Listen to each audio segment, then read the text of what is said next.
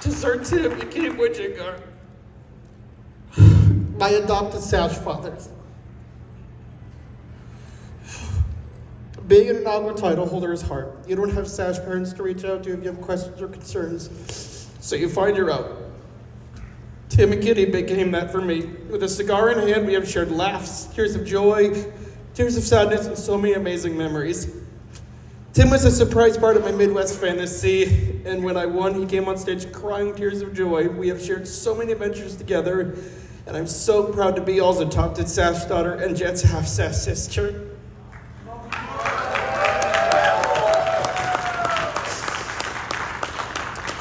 Finally, the most important person in my leather journey isn't even leather, but she is my rock, my foundation, my smarter half, the best cuddler I know, has been in both my fantasies, has traveled across the country with me, and have spent countless nights rehearsing and planning for contests, and all the while with the patience of an owner of a husky. The holder of my leash, the keeper of my collar, my girlfriend and owner, Ash. Can you please kindly join me on stage?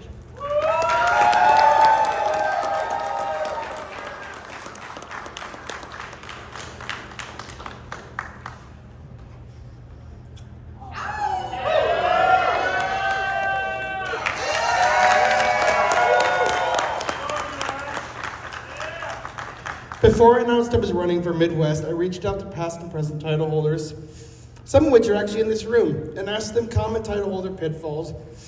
And the one that kept constantly coming up was overpromising. So for my title year, I gave myself 2 goals. Could I positively affect one person's life, no matter how big or small? And could I positively affect my own life, no matter how big or small? I'm so proud to say I've achieved both goals, with the bigger goal being things such as the introduction of pronoun badges at my work, that are now being spread to multiple locations, the friends and family I have gained along with my title year, my monthly Trans Talk Tuesday chats over Facebook, my trans NBG and C roundtables that I've held at several events, with more events to continue further discussions for our trans, non-binary, and gender non-conforming brothers, sisters, and siblings.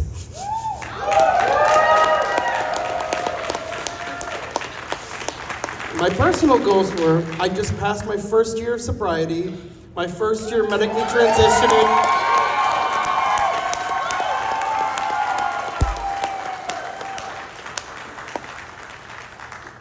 and my first year of teaching myself American Sign Language so that those in our community that are deaf or hard of hearing like myself can have someone they can talk to and they can bond with. So, interpreter, if I may, Ash.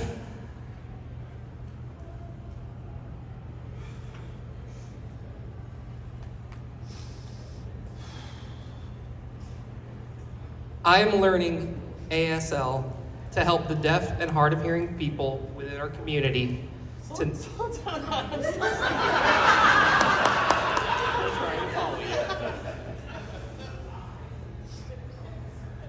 I am learning what? ASL. Yeah.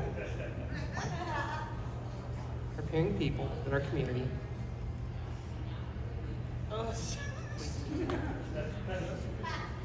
Let's breathe, you got it.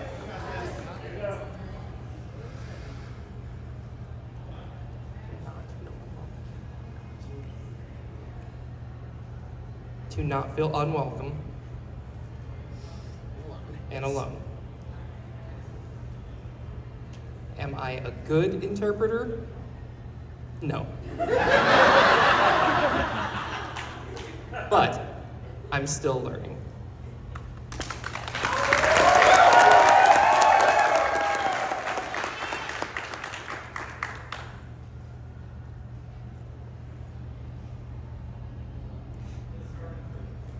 If I can make one person feel safe and loved in my community,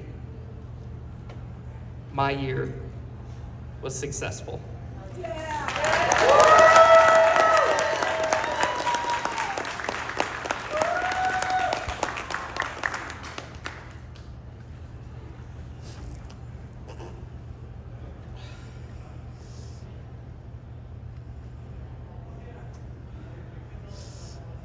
Thank you for that. My final message, my final contribution as your Midwest Person of Leather 2023 is this. For those of you that saw me in Midwest last year, my message was, be the shelter. And for those that saw me in Internationals, my message was, we're all people of leather. My final message to you is this: be there. Be there for everyone in our community, regardless if they're there for 50 seconds or 50 years, and more than just our title holders. Be there for those that are struggling with mental, physical, or emotional health, because no one deserves the suffering silence surrounded by friends. And be there for our trans brothers, sisters, and siblings, because if they come for one of us, they will come for all of us. Because at the end of the day, we are all people of leather, pleather, rubber, denim, neoprene, silk, and whatever makes you happy. The only leather you need is a good leather heart. Be there, be there, be there.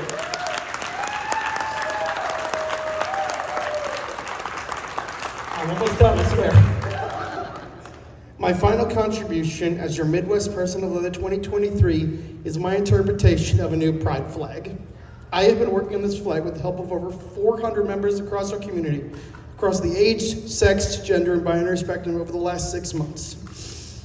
One of the reasons I love the Person of Leather title is because it is gender inclusive. You do not need to be one specific gender to run for the title. You can be whatever you want to be. The only thing you need to run for the title is a good leather heart, and it doesn't matter what's in your pants. However, I noticed there was not a lot of representation for our non-binary siblings, especially in leather spaces. I noticed there was, not to my knowledge at the time, a non-binary leather flag. So I set out to design one. I had asked over 100 people and no one had seen one. However, I did ultimately find that, ironically enough, through my brother, Charlie Doe, had actually designed the flag already.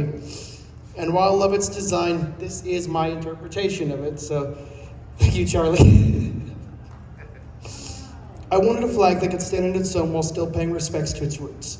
I wanted a flag for siblings in our community that are non-binary, genderqueer, gender fluid, gender flux, demigender, agender, bigender, trigender, polygender, and everything else under the non-binary umbrella. Because why should they have to fly the default leather flag?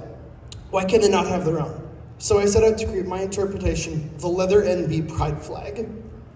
One of the best pieces of advice I ever got was at Southeast Leather Fest when I was talking to someone, and the response was, why you? Why do you, as someone on the binary spectrum as a trans woman, think you have the right to make a non-binary flag? I couldn't answer them at first. I had to sit on that and think. And when I was speaking with Eve and Rain later that night, they gave me the fantastic answer. You want to plant the seeds for a tree you know you will never see bear fruit. This flag is not for me, but it is for someone else. If even one person sees this flag, relates to it, and wants to enjoy it, my year was a success. So without further ado, as my final act as your Midwest Person of Leather 2023, I am proud to present the Leather NB Pride flag.